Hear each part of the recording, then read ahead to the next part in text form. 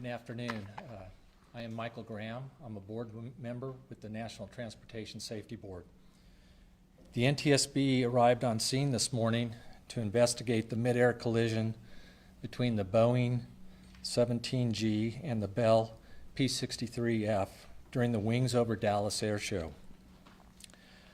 Before I go any further, on behalf of the NTSB, I want to express my deepest sympathies to the families who lost loved ones in this terrible tragedy. A representative from the NTSB's Transportation Disaster Assistance Division is here in Dallas. He is contacting family members of those who were lost to provide support as well as updates to the investigation as they become available. The NTSB is an independent agency charged by Congress to investigate all civil aviation accidents and significant accidents in the other modes of transportation. We are on scene to gather perishable evidence. Our team methodically and systematically reviews all evidence and considers all potential factors to determine the probable cause. This is the beginning of a long process. We will not jump to any conclusions, and the information that I will provide you today is preliminary. A preliminary report of the accident is expected in 4 to 6 weeks. However, a full investigation lasts 12 to 18 months before a final report is released. Yesterday at about 13:22 Central Standard Time, a Boeing B-17G November 7227 Charlie and a Bell P-63F November 6763 collided in midair at the Dallas Executive Airport during the Wings Over Dallas Air Show. A post-impact fire ensued. 5 crew members of the B-17 and the pilot of the P-63 were fatally injured.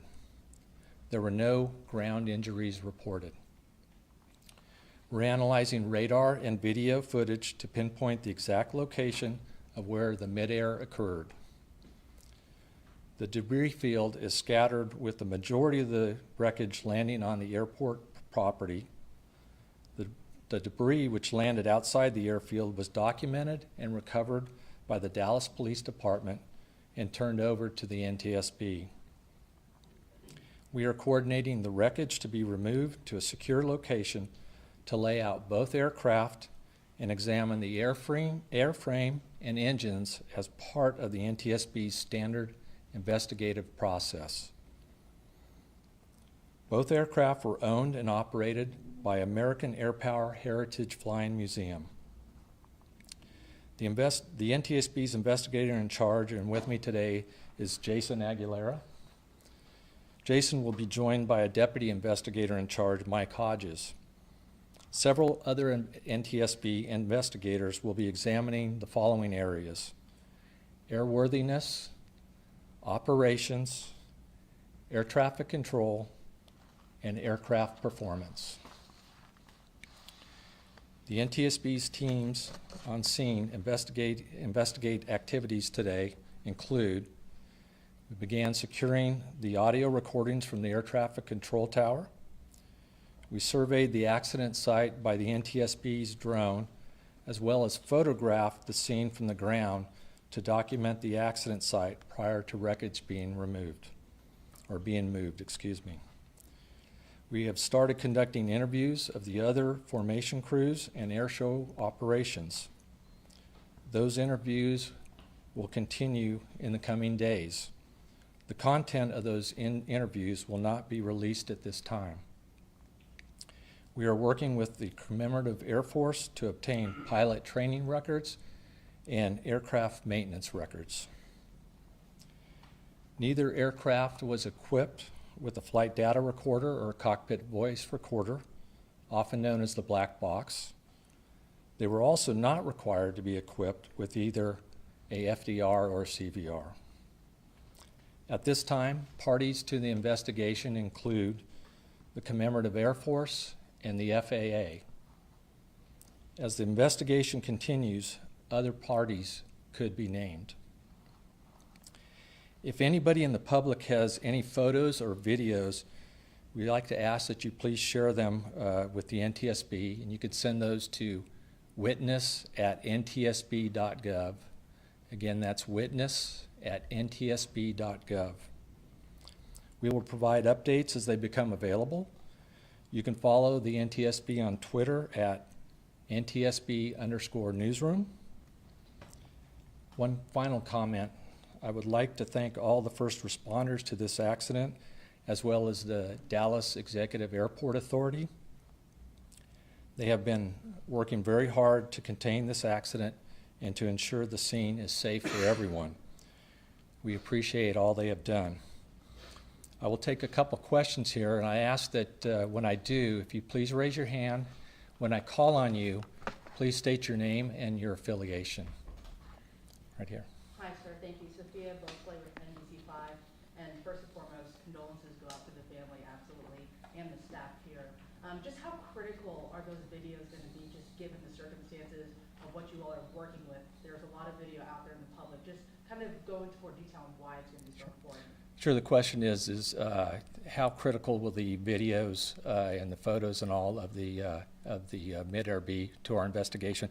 They'll actually be very critical, since we don't have any flight data recorder data or cockpit voice recorders or anything like that. It'd be very critical to analyze the collision and also tie that in with the air traffic control recordings to determine why the two aircraft collided, and to determine basically the how and why this accident happened, and then eventually, hopefully, maybe make some safety recommendations to prevent it from happening in the future. In the back. Brett Schiff with Spectrum News 1. How ordinary is it for air show stunts to take place over public property, freeways, the general public, as this appears to have taken place? So your question, let me get this right, is how ordinary is it for the performers to overfly public spaces and things like that? The FAA, one of the parts of our investigation will be to look at the what the FAA calls the box, the air show box, and where aircraft are allowed to do their performance, and there should not be any vehicles or people underneath them. Now, granted, planes do fly outside the box to set up for their maneuvers, so this is one of the areas that we will be looking at very closely. Right here. Yep, William Joy, WFAA. So you talked about not having the flight recorder and the importance of videos. How often is it that you're investigating a crash where there is no flight recorder, and just how difficult does the lack of one make the investigation? Okay. The question is basically how difficult is it for us to determine or to investigate an accident that doesn't have a flight data recorder or CVR, and the fact that we do have a camera or plenty of video, social media videos out there.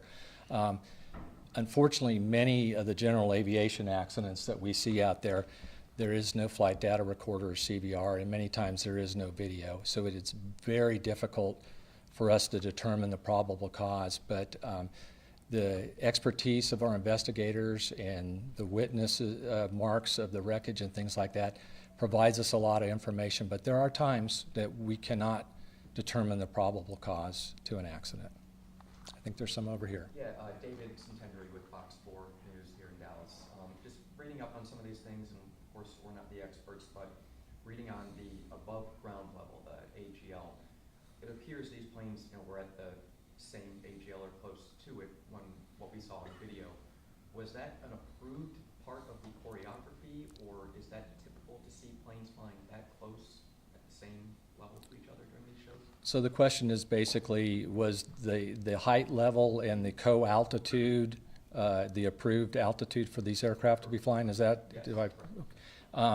Well, that's part of what we'll be determining here, and we were gathering evidence at that time. At this time, we don't have the exact altitude of each one, and one of the things we would probably most likely be trying to determine is why those aircraft are at KHOU altitude and the same airspace at the same time. And then as far as this show specifically, who would make that decision typically on the choreography if it were the case? So the question is, who would make that determination of where each aircraft would be as far as the choreography is concerned?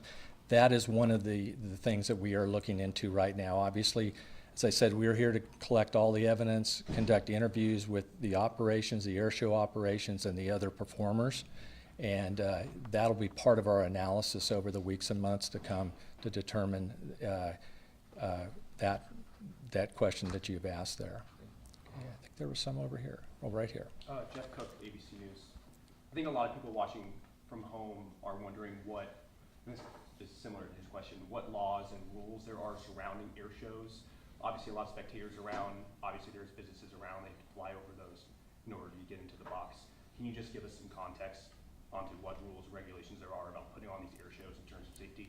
So, okay, the question is basically what rules and regulations are out there for performances such as an air show.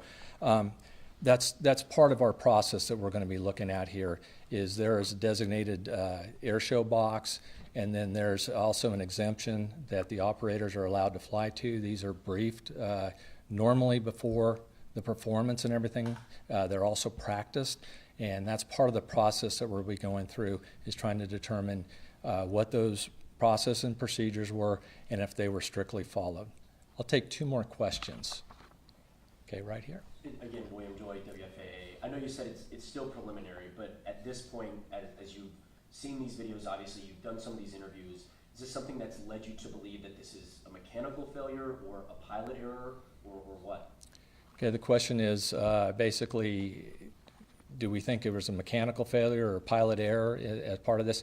It's too early to tell. Like I said, we're here to basically recover all the evidence of the scene. We're currently starting the removal process of the aircraft, taking it to a secure location where we will look at the airframe itself and the engines and everything to determine that. We will also look into the crew members, and basically we'll look at everything that we can, and we'll let the evidence basically lead us to the appropriate conclusions. But at this point, we will not speculate on what happened. One more. So Livia with Telemundo 39. Was there like a practice ahead of the show that same day yesterday? And do you know how long they were up in the air before the crash happened? Okay, the question is, was there a practice before the air show? And you're asking specifically yesterday. And then what was the last part of that again?